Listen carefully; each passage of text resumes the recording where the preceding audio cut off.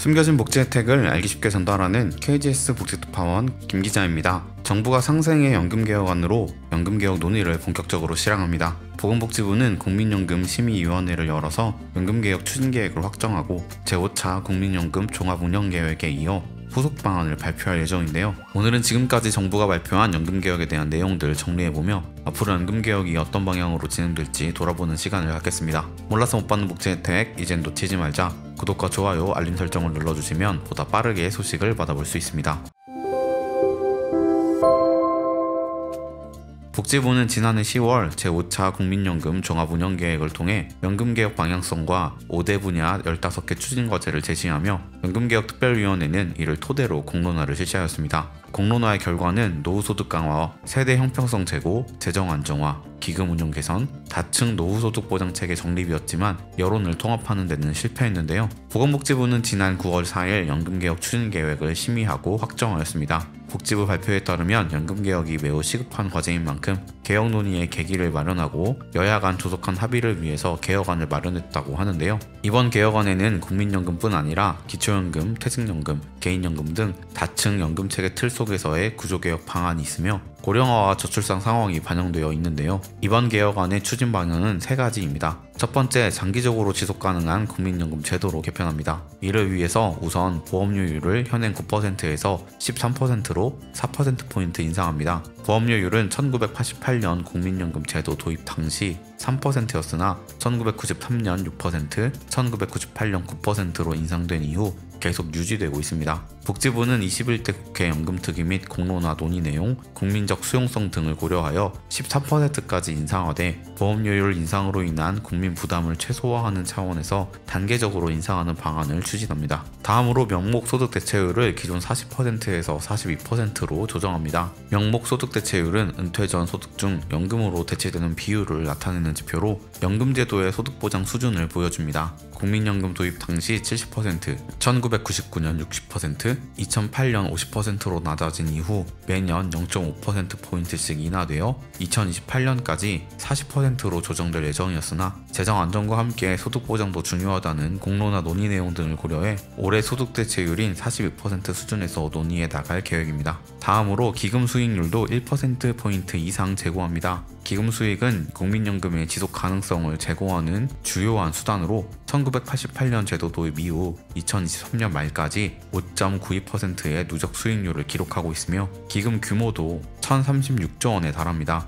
지난해 5차 재정 추계 당시 도출된 장기 수익률은 4.5%였으나 이를 5.5% 이상으로 끌어올린다는 계획입니다. 정부는 올해 5월 기준 포트폴리오를 도입하는 내용의 자산 배분 체계 개편안을 의결한 바 있으며 앞으로도 수익률이 높은 해외 대체 투자 비중을 지속적으로 확대할 예정입니다. 또한 수행 난이도가 높은 해외 대체 투자를 위해 기금 운용 전문 인력을 확충하고 해외 사무소를 개설하는 등 운용 인프라를 강화하여 기금 수익률을 장기적으로 개선할 계획입니다. 복지부는 모수개혁과 기금 수익률 1%포인트를 제고하는 경우 현행 2056년인 기금 소진 시점을 2072년까지 연장할 수 있을 것으로 전망하고 있습니다. 다음으로 OECD 38개국 중 24개국이 운영 중인 자동조정장치 도입을 검토합니다. 자동조정장치란 인구구조 변화와 경제상황 등과 연동해 연금액 등을 조정하는 장치입니다. 현재 국민연금은 소비자 물가 변동률에 따라 연금액을 매년 조정하여 실질 가치를 보전하고 있으나 인구나 경제 상황에 따라 연금액을 조정하는 장치는 운영하고 있지 않습니다.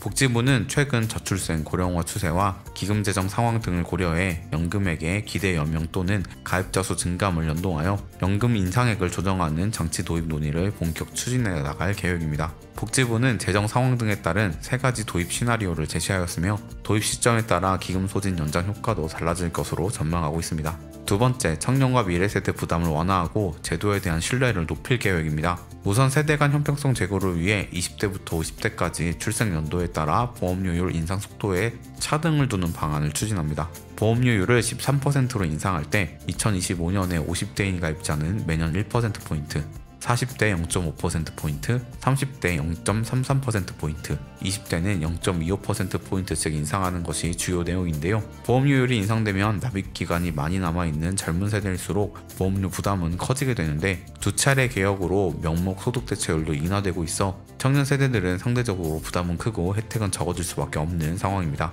복지부는 이러한 형평성 문제 해소를 위해 자녀 납입 기간을 기준으로 세대별로 보험료율 인상 속도에 차등을 두는 방안을 추진하겠다고 밝혔습니다. 각 세대별 대표 연령을 20세, 30세, 40세, 50세로 정하고 자녀 납입 기간이 10년인 50세는 1%포인트, 납입 기간이 20년인 40세는 0.5%포인트, 30대와 20대는 각각 0.33%포인트, 0.25%포인트씩 인상해 형평성을 개선하겠다는 취지입니다. 다음으로 국가의 연금 지급 근거를 명확히 규정하는 법률 개정을 추진합니다. 현재 국민연금법은 연금급여가 안정적, 지속적으로 지급되도록 필요한 시책을 수립할 국가의 의무를 규정하고 있습니다. 그러나 젊은 층을 중심으로 미래 연금을 지급받지 못할 수도 있다는 우려가 있어 제도에 대한 신뢰 제고를 위해 지급보장 근거를 보다 명확히 해야 할 필요성이 제기되어 왔습니다. 이에 복지부는 국민연금의 지속 가능성을 높이는 개혁을 전제로 지급 보장 규정을 명확히 하는 법률 개정을 추진하기로 하였습니다. 셋째, 국민, 기초, 퇴직, 개인연금 등 다층 연금 제도를 통해 국민들의 안정적인 노후 소득을 보장합니다. 먼저 국민연금의 경우 가입기간 확보를 통한 실질 소득을 높입니다. 사회적으로 가치 있는 활동에 대한 보상을 강화하고 청년들의 소득 공백을 보상하기 위해 크레딧 지원을 강화합니다. 현행 제도는 출산 또는 군 복무 시 보험료를 납부하지 않아도 해당 기간 중 일부를 연금에 산정 시 가입기간으로 인정하고 있습니다. 복지부는 출생 크레딧은 현행 둘째아에서 첫째아부터 가입기간으로 인정하고 군 복무 크레딧의 경우 기존 6개월인 인정기간을 군 복무기간 등을 고려해 확대하는 법률 개정을 추진하기로 하였습니다. 다음으로 저소득 지역가입자의 부담도 완화합니다. 현행 보험료 지원 사업은 보험료 납부를 재개한 지역가입자를 대상으로 최대 12개월 동안 보험료의 절반을 지원하고 있으나 지원 대상이 협소하고 지원 기간 등이 짧아 실질적으로 체감하는 데는 한계가 있었습니다. 정부는 이를 개선하기 위해 보험료 지원 대상과 기간을 확대해 나가기로 하고 향후 세부 방안을 마련할 계획입니다. 기초연금의 경우 저소득 어르신을 보다 두텁게 지원하기 위해 기초연금액을 40만원으로 단계적으로 인상합니다. 2026년에는 소득이 적은 어르신에게 우선 40만원으로 인상하고 2027년에는 전체 지원 대상 노인에게 40만원을 지원할 계획입니다. 기초연금을 받으면 기초생활보장제도 생계급여가 삭감되는 현행 제도도 단계적으로 개선합니다. 현재 기초연금은 생계급여 소득인정액 산정 시 공적 이전 소득에 전액 포함되고 있습니다. 따라서 생계급여를 받는 어르신은 기초연금을 받게 되면 기초연금액만큼 생계급여가 깎이게 되는 한계가 있었습니다. 복지부는 노인빈곤 완화를 위해 기초연금과 생계급여를 동시에 받고 계신 어르신에게 기초연금의 일정 비율을 추가로 지급하고 이를 소득인정액에서 제외하는 방안을 마련해 추진할 계획입니다. 다음으로 퇴직연금을 실질적 노후소득 보장 기제로 만들어갑니다. 사업장 규모가 큰 사업장부터 퇴직연금 도입 의무화를 추진하고 가입률이 낮은 영세 사업장과 중소기업 퇴직연금 기금 가입을 유도하기 위한 인센티브를 제공합니다. 퇴직연금 가입자의 합리적인 투자를 지원할 수 있도록 디폴트 옵션 등 제도 개선을 추진하기로 하고 로보 어드바이저 투자 1임 시범 사업 추진 및 금융기관 간 경쟁 촉진을 위한 현물 이전 시스템 구축 등을 통해 수익률도 개선해 나갈 계획이라고 밝혔습니다. 다음으로 개인연금을 더 활성화합니다. 노후생활 안정을 목적으로 1994년부터 시행된 개인연금은 457만 명이 가입해 있고 적립금은 1609조 원에 달합니다. 그러나 고소득층이 주로 가입하고 있고 원금보장 선호 및 중도 해지 등으로 인해 연금으로서 기능을 하기에는 다소 부족한 상황입니다. 정부는 가입 촉진을 위해 교육 및 홍보를 강화하고 세제 혜택 등 인센티브를 확대하기로 하였습니다. 또한 상품 제공 기관 간 경쟁 촉진 등을 통해 수익률을 개선하는 등 개인연금을 활성화해 노후 안정망을 더욱 촘촘히 구축해 나갈 계획이라고 밝혔습니다. 이상은 정부가 발표한 연금개혁의 방향성인데요. 사실 해당 발표 이후 다양한 영역에서 다양한 비난과 반발이 있는 상황입니다. 여러분들의 생각은 어떠신지 댓글로 의견을 남겨주시면 감사하겠습니다. 놓치는 혜택이 없도록 숨겨진 정보를 찾아 나서는 복지특파원, 저 김기자가 앞으로도 도움되는 소식 전달해 드리도록 하겠습니다. 채널 구독과 좋아요, 알림 설정 부탁드리며 더 좋은 정보로 찾아뵙겠습니다. 지금까지 KGS 복지특파원 김기자였습니다.